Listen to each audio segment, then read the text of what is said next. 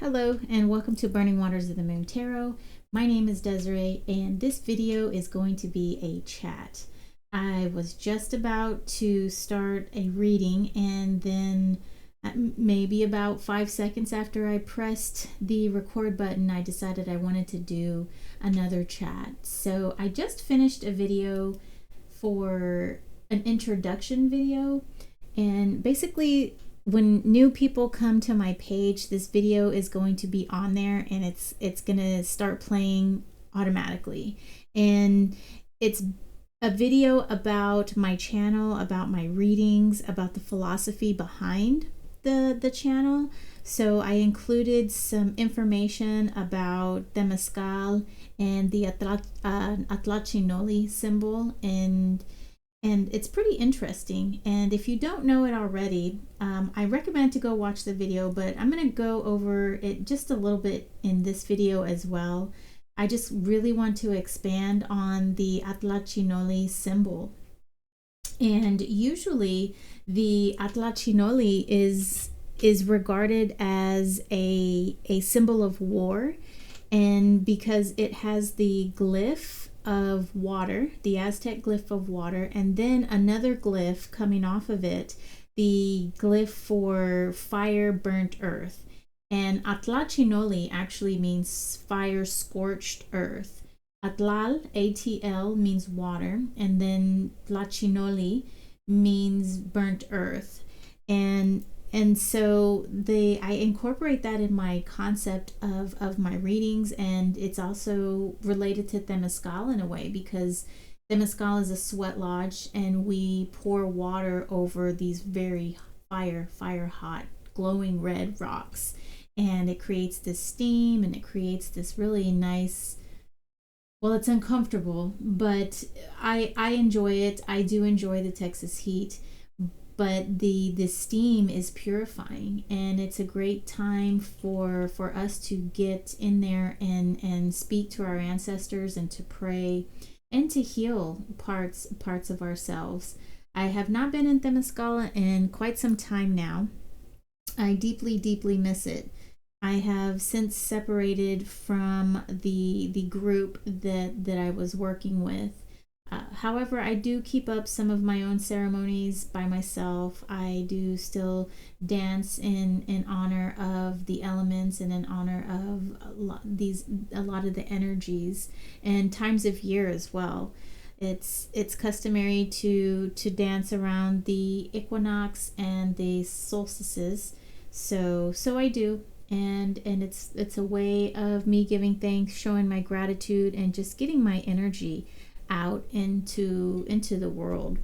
So the concept of tlichinolli, like I said, a lot of people think it's a war-based concept, and some even go a little bit deeper than that and say it's a war within ourselves. But I feel it's more of a metaphysical concept, and our ancestors were very much into the stars, reading the stars, and into the spirits and things unseen. And I feel that they wouldn't be so simple as to attribute that to war. Though fire and water coming together is, it could be like a war. It's very violent in a way. The boiling of the water, the steam that it creates, and that big burst of energy that happens as the molecules are broken up. But I feel it's the coming together of two complementary energies, two energies that are so different from one another, but yet need one another. And I feel like it's the concept of creation in a way. It's bringing together water and fire, and then coming together and creating something like steam. And steam is very ethereal, getting things into the ether, getting things into the air. And I use that concept in my readings as well, as part of transformation, part of integrating the shadow, and it's a tough ordeal to go through, much like water hitting fire. It's a tough ordeal. It's very jolting, and it can be very uncomfortable, much like sitting in Temescal. But then we have the concept of the moon, which the moon is very soothing. It's that water energy that can bring us some comfort. Back to the tlichinolli. And so once those two things intertwine, there's also a glyph which I didn't show in the video where the tlichinolli is intertwining almost like the double helix, and I think that is they have found some glyphs which show the water and the scorched earth intertwining like the double helix. And oh gosh, I lost my train of thought. And so, though I seriously doubt our ancestors, my ancestors, the Aztecs, the Mexica, the Mesoamerican, I'm so far removed from that aspect of my culture that I have no idea if I was Mexica or maybe some other group of people. I digress. However, I doubt that the people had the information we have now about DNA, but I wouldn't put it past them to have some sort of inkling that there is some sort of energy that gets passed on through generations and through blood, through familial ties. They knew so much about the stars and the alignments and all of those things and the passages and when things were going to happen.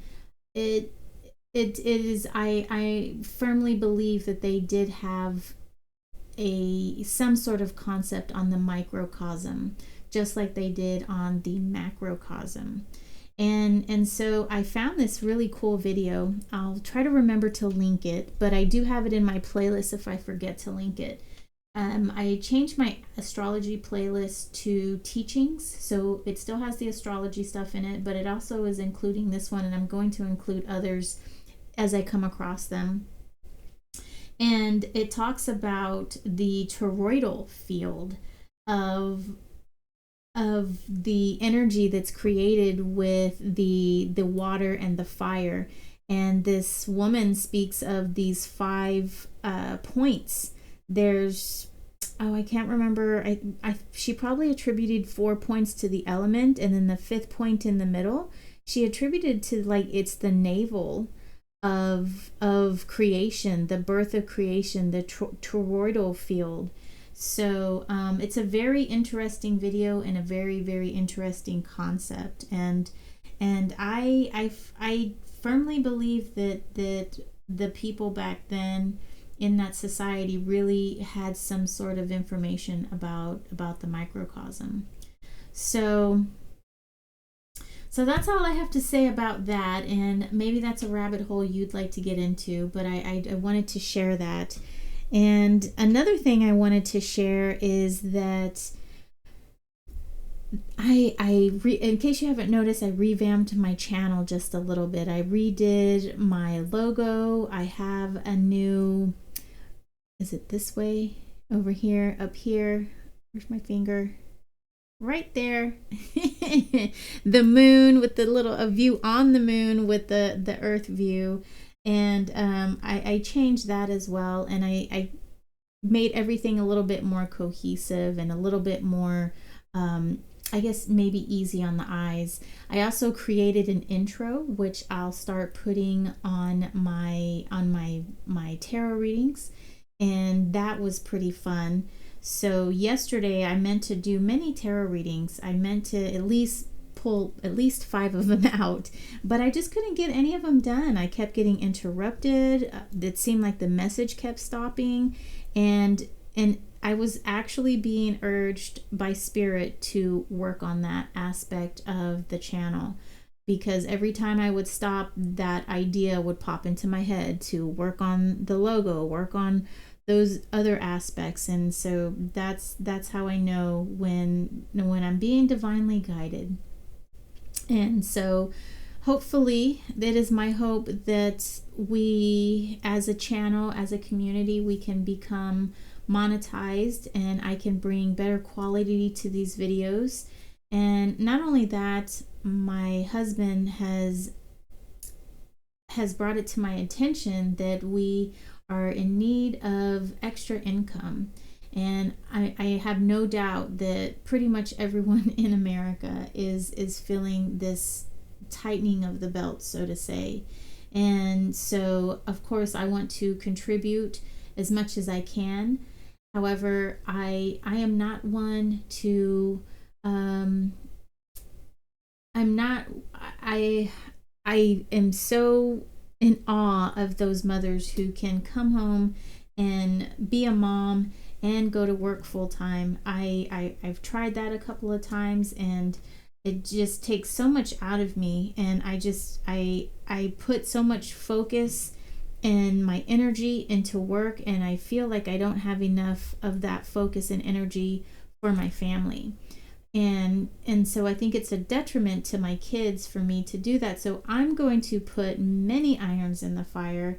I'm going to put my channel iron in the fire. I'm going to start working more of my clay and see if I can get these sold online. So that my clay iron's going into the fire.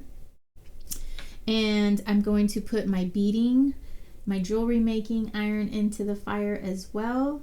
And also bookkeeping. So I'm a bookkeeper in addition to a reader, and I'm hoping that one of these, my bookkeeping iron, my clay iron, my beading iron, or my channel iron, will produce some results. Now, one thing I do need to be careful of is diluting myself, my time, and my product, I guess the raw materials, my resources, and going to 4 different directions. So I'm going to have to be very cognizant of it, and hopefully one of those irons will show to be a strong winner, and I can eventually take some of those irons out of the fire and start putting more energy into one. So for now, we're going to see which one of them starts to take hold. I have noticed that every time I put out a video, my subscriber count is going down. I don't know what that's about. So it must be, I don't know, my content, or maybe it's just some aspects of my personality that people are finding off-putting.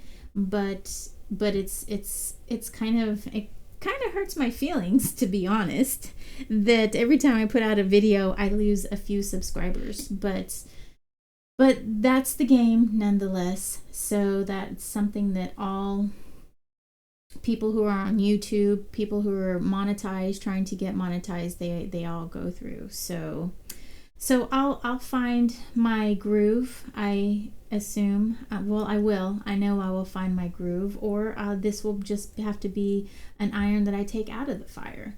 So with that being said, there's probably going to be a little bit more changes in my channel, maybe a little more structured video postings, and hopefully, like I said, hopefully these changes will produce a very strong iron that when I pull out, it's going to be like oh, what's that steel called? Valerian steel from Game of Thrones, where it's indestructible and it's just amazing. So hopefully I'll pull that out of the fire. So, well, with that being said, this series, I am using these decks. I'm using the Black Tarot by Victoria Iva. This is the Tarot of the Abyss by Tourian. And this is an oracle deck called Wyrd Oracle by A.K.A. Skyweb. And I actually found a video about this rune, and supposedly this rune is not one of those ancient runes. It's something that's been created within the last 30-40 years or something like that. And I do want to show you guys how beautiful these cards look once they're all pulled out, and how well they look with one another. It was just, I initially started out with the True Black Tarot by Arthur Wang, and that one's almost a black and white deck, but that one has some gold and some splashes of red, and I think a little bits of blue in it. The blue is hardly noticeable. And so I started out with that one, and I just could not get a reading done, and so I went down to my tarot closet, and the black tarot really stood out. And so let me show you guys this. See, look how nice it is, this black and white, and it just seems to flow. So, and I think it works a lot better. These two work a lot better than the Arthur Wang would have worked, especially with this A.K.A. Skyweb deck. So this also is a black and white, and it's pretty cool. The artwork is pretty cool. The artwork is awesome, actually. It has a little bit of nudity in it, so my videos are marked not for kids, by the way. And so it just works so well. It works as like this cohesive art piece, and I really enjoy the decks that were chosen. And I feel that I don't choose the decks, because if I did, Arthur Wang would definitely be up here. That is one of my favorite decks. And I like all of the decks that I have. Most of them I can read well with, and there are some that I have a harder time reading with. There is this one deck that I've been working with for quite some time, and I just can't seem to be able to get good readings out of it. And it's this, what is it called? It was a Kickstarter deck, and it's a rectangular thin deck, and it's black, red, and white. I think it's the Red Raven Tarot or the Raven Tarot.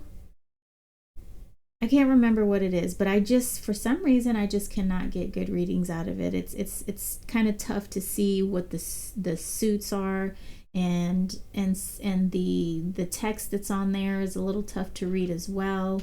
So I think that's my issue. I think that's what the issue is. All right, well, I just wanted to give you guys a quick check-in, just a quick little tarot chat. And if you have any ideas on how I can improve the channel, I would greatly appreciate that. Any kind of constructive criticism, I would definitely appreciate. And if you would like a clay figurine, I'm going to make some talismans, and also I'm going to make all of the zodiac signs as well. I'm also working on a zodiac die that I can, toss and help me to choose a sign to read on, an energy to read on. And they just kind of come to me, and sometimes it works and sometimes it doesn't. So I'm thinking that maybe the die might be a good tool to aid me in choosing a video. So if you have any questions, comments, if you would like to see the jewelry that I have, I make things like this. I'll hold this up to this camera. So this is sort of the beadwork that I do. I also make these beads, but these are simple. These are crystals that are just strung on an elastic.